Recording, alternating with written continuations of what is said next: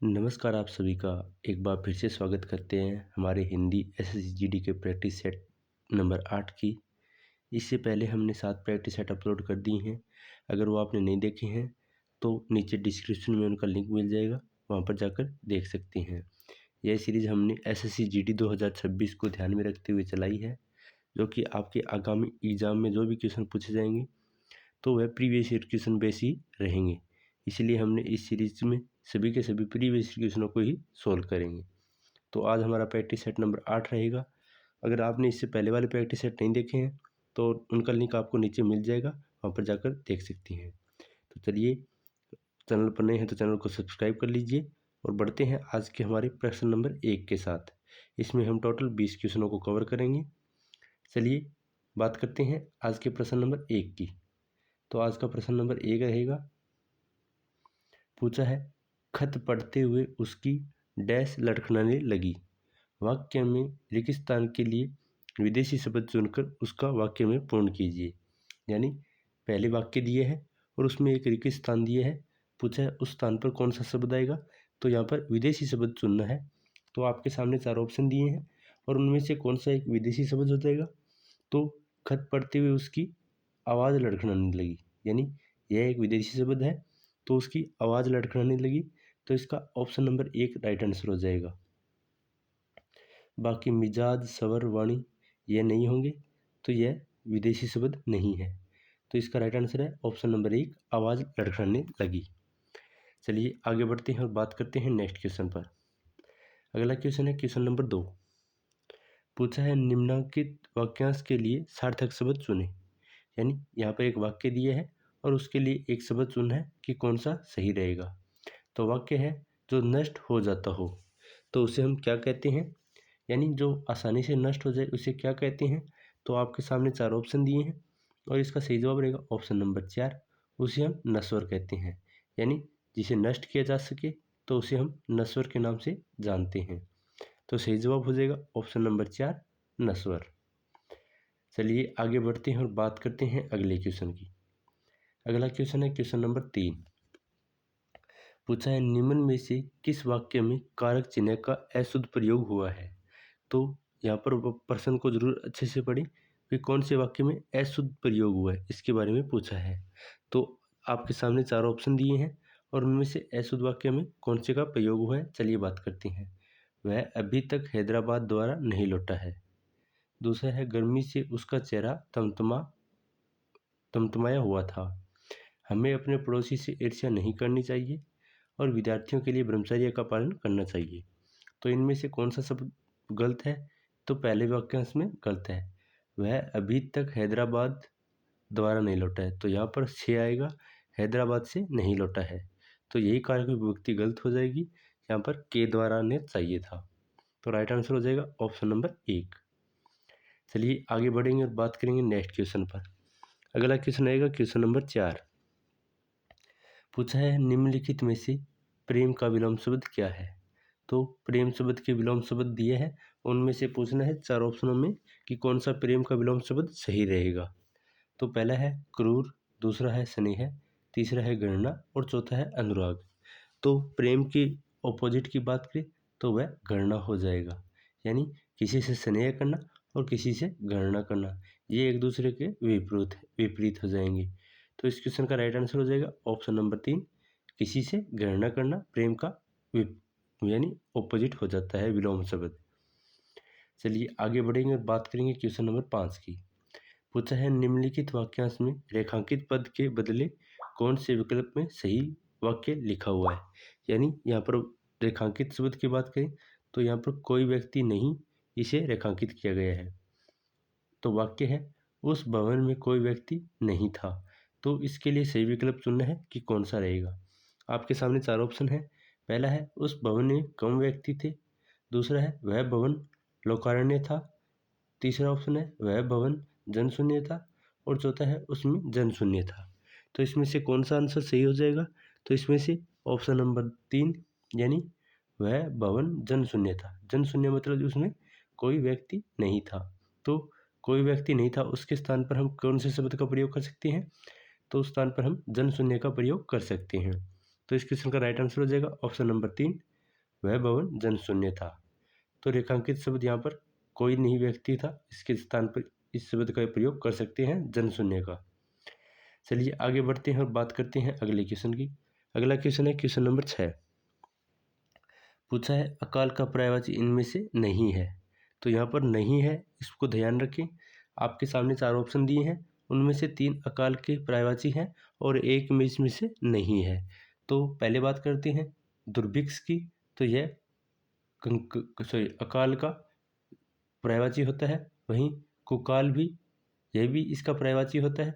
सुकाल, तो यह इसका ऑपोजिट हो जाएगा। और तीसरा है, चौथा ऑप्शन है दुष्टकाल, तो यह भी इसका विपरीत हो जाएगा। तो यहाँ पर कौन सा इसका पर्यायवाची नहीं है? तो इसका सही जवाब रहेगा ऑप्शन नंबर 3, यानी सुकाल इसका पर्यायवाची नहीं है, बाकी तीनों इसके पर्यायवाची हैं। तो राइट आंसर रहेगा ऑप्शन नंबर 3। चलिए आगे बढ़ते हैं और बात करते हैं अगले क्वेश्चन की। अगला क्वेश्चन है क्वेश्चन नंबर 7। पूछा है घर के चारों ओर धुआं व्याप्त हो गया। इस वाक्य में धुआं शब्द का तत्सम रूप प्रयुक्त कर वाक्य का पूर्ण कीजिए। यानी यहाँ पर धुआं शब्द है, उसका हम तत्सम रूप में लिखना है और वाक्य को पूर्ण करना है कि कौन सा वाक्य सही रहेगा। आपके सामने 4 ऑप्शन दिए हैं और इसमें से सही जवाब की बात करें तो इसका सही जवाब हो जाएगा ऑप्शन नंबर 2, यानी घर के चारों ओर धूम व्याप्त हो गया था। तो हम धुएं को तत्सम रूप में धूम कह सकते हैं। तो इस क्वेश्चन का सही जवाब है ऑप्शन नंबर 2। तो राइट आंसर हो जाएगा ऑप्शन नंबर 2। चलिए आगे बढ़ेंगे और बात करेंगे नेक्स्ट क्वेश्चन की। अगर वीडियो पसंद आ रही है तो वीडियो को लाइक करें और चैनल को सब्सक्राइब कर लें, ताकि हमारी जो भी प्रैक्टिस सेट हो वो आपको सबसे पहले मिल सके। चलिए बात करेंगे 8वें नंबर क्वेश्चन की। तो 8वां नंबर क्वेश्चन है दीपावली के अवसर पर बने सारे पकवान खाने में बहुत अच्छे लगते हैं। तो सर्वाधिक उपयुक्त विकल्प चुनकर वाक्य के रेखांकित अंश को बदलें। रेखांकित की बात करें तो यहाँ पर खाने के बहुत अच्छे का यहाँ पर रेखांकित किया गया है और उसके लिए एक सबसे उपयुक्त शब्द चुनना है कि कौन सा सही रहेगा। तो आपके सामने 4 ऑप्शन है और इसमें से सही जवाब हो जाएगा ऑप्शन नंबर 3, यानी बहुत स्वादिष्ट। तो खाने में बहुत अच्छे के एक शब्द की बात करें तो वह हो जाएगा बहुत ही स्वादिष्ट होना। तो इस क्वेश्चन का राइट आंसर हो जाएगा ऑप्शन नंबर 3।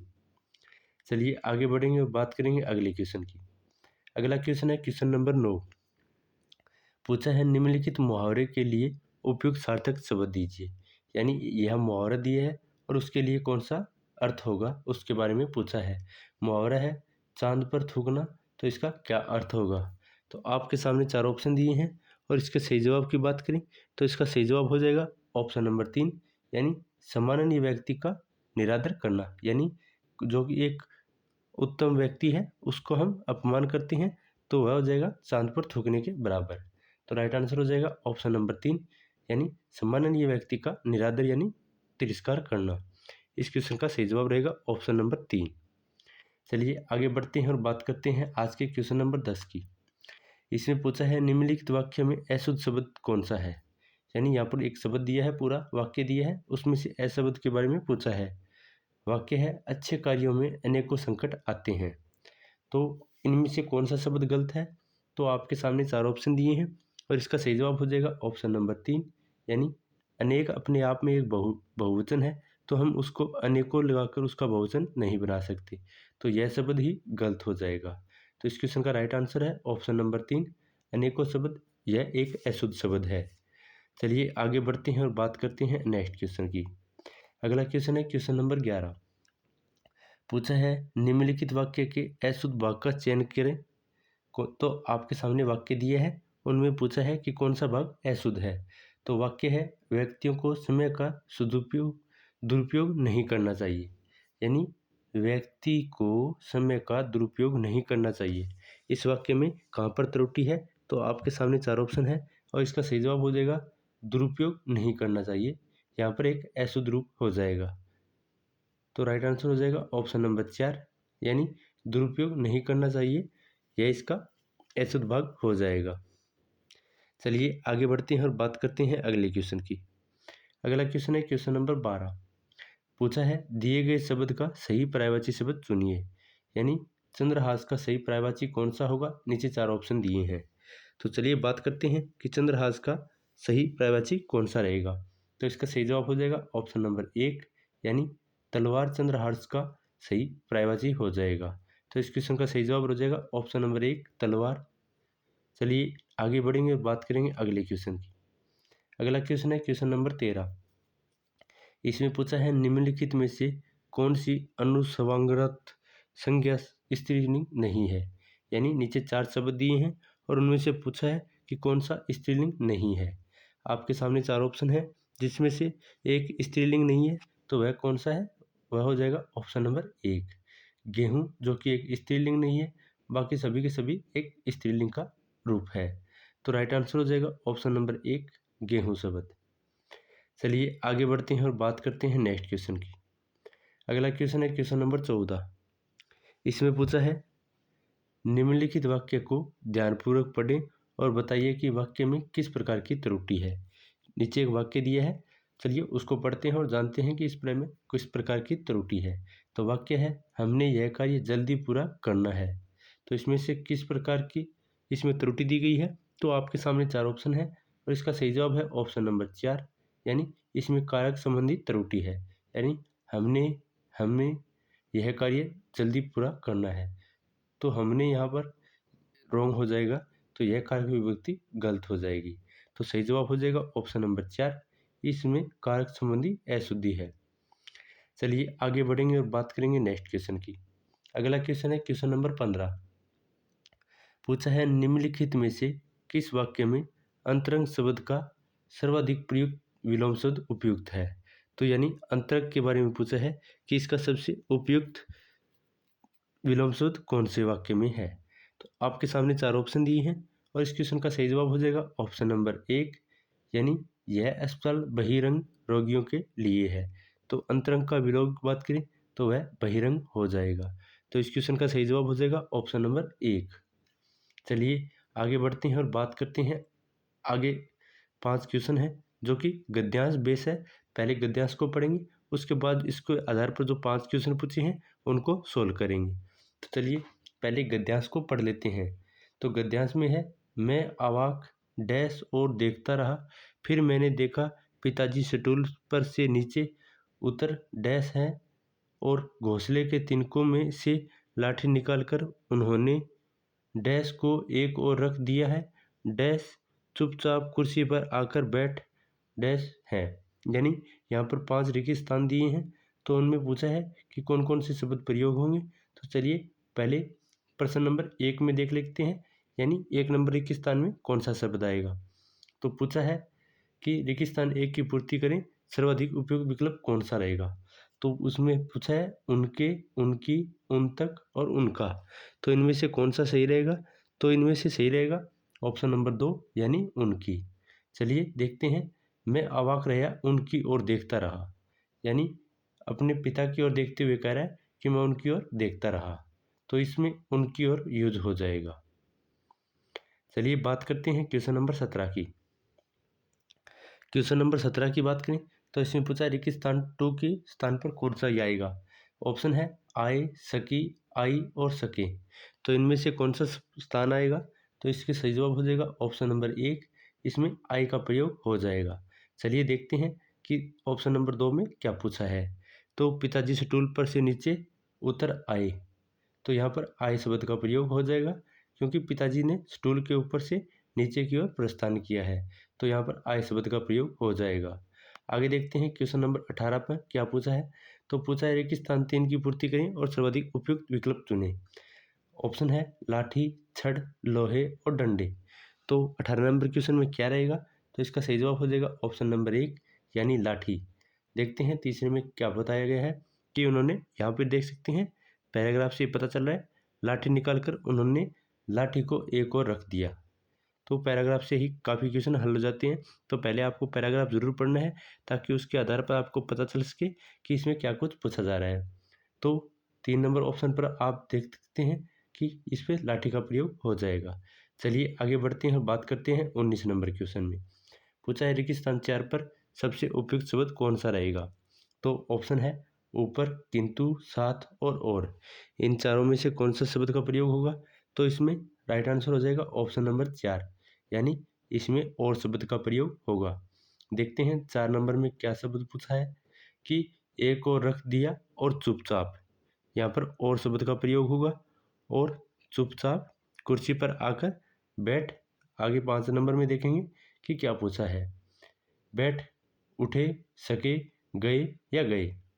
तो इसमें से कौन सा शब्द सही हो जाएगा? तो 20 नंबर क्वेश्चन का राइट आंसर हो जाएगा ऑप्शन नंबर 4। वह उठे और कुर्सी पर आकर बैठ गए। तो यहाँ पर गए शब्द का प्रयोग हो जाएगा। तो इस क्वेश्चन का राइट आंसर हो जाएगा ऑप्शन नंबर 4। तो यह था आज का हमारा प्रैक्टिस सेट नंबर 8। उम्मीद है आपको वीडियो पसंद आया है। अगर वीडियो पसंद आया तो वीडियो को लाइक करें, चैनल को सब्सक्राइब कर लें और वीडियो को शेयर कर दें। नेक्स्ट पार्ट हमारा जल्दी आपके सामने प्रोवाइड करा दिया जाएगा। तब तक के लिए स्वस्थ रहें और अच्छे रहें। मिलते हैं एक नई वीडियो के साथ, तब तक के लिए धन्यवाद।